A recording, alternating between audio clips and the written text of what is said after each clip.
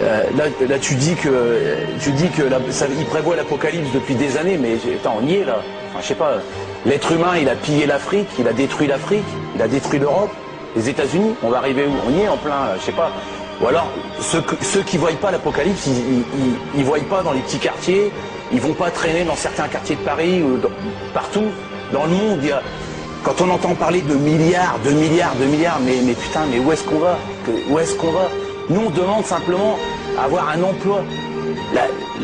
La priorité d'un homme politique aujourd'hui, ça devrait être une obligation de donner un emploi, de donner la possibilité. Les hommes politiques, ce qu'on leur donne comme travail, c'est de nous donner la possibilité de travailler, de nourrir nos familles. Vous en êtes incapables.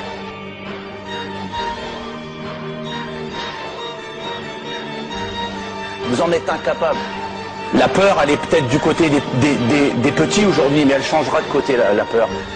Elle ira du côté des grands, des puissants. Et je trouve que... Alors, j'ai été surpris d'entendre M. Attali. Tout à l'heure, j'ai eu l'impression qu'il avait tourné dans les ordres. C'est vrai, tout ce qu'il dit, c'est beau. Malheureusement, on parle de quoi depuis tout à l'heure? On parle de fric, de bourse, d'action, et l'être humain dans tout ça, il est où? Il est où l'être humain? On ne parle pas d'amour, on ne parle pas d'humanité, on ne parle pas de fraternité, de partage. La solution, elle est là. Et je crois que, M. Attali, dans vos thèmes, il y en avait 7.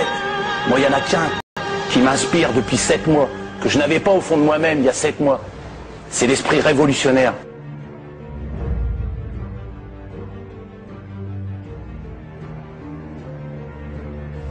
Et je crois que la seule solution, ça va être d'attraper tous ces enfoirés qui nous ont foutus dans la merde depuis des années,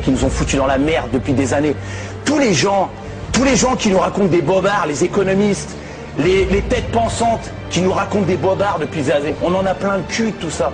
On en a marre d'entendre des gens qui viennent nous dire « Écoutez-nous, faites-nous confiance, on sait tout ». On en a marre de ça. On n'en peut plus de ça. On n'a plus confiance en vous. On veut plus vous filer notre avenir en main. Nous, le peuple, les salariés de ce monde, les êtres humains qui ont un cœur, qui ont des tripes, ils ont envie de se battre pour leur prochain. Ils en ont marre d'entendre des gens et de voir des gens se battre que pour le fric. On entend parler que de ça, de milliards. Mais je comprends même pas ce que vous dites.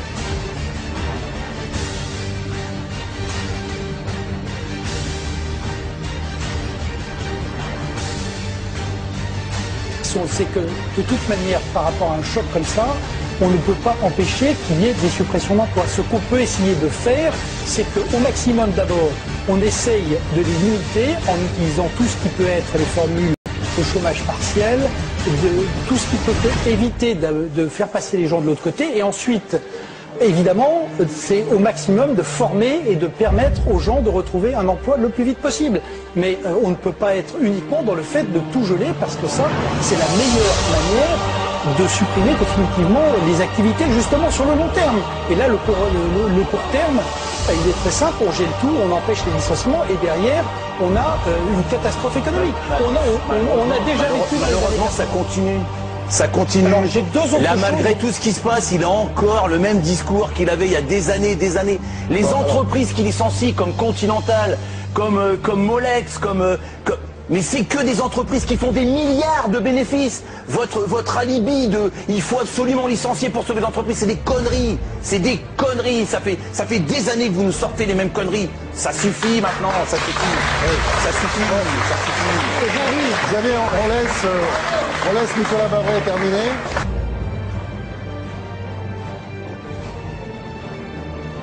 Vous avez entendu par quoi il a commencé?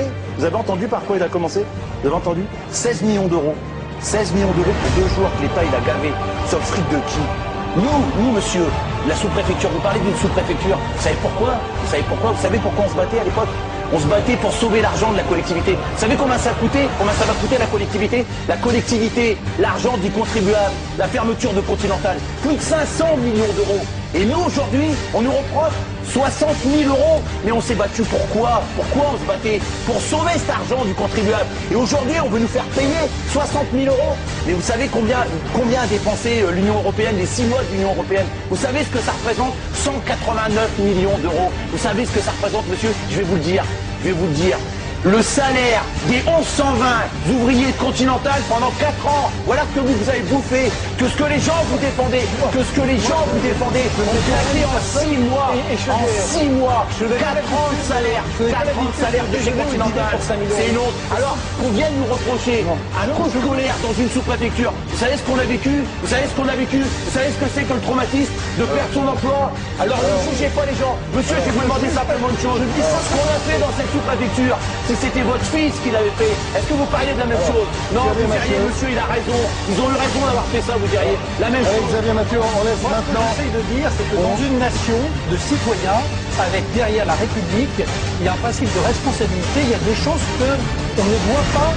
qu'on ne doit pas faire parce qu'il y a un principe de responsabilité qui s'applique à tous. Il s'applique aux élites, on l'a dit, il s'applique à chacun d'entre nous. On laisse maintenant Jacques Attali vous répondre, Xavier Mathieu.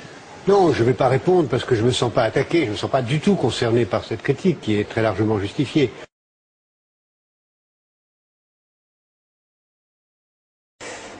C'est vrai, tout ce qu'il dit, c'est beau. Malheureusement, on parle de quoi depuis tout à l'heure?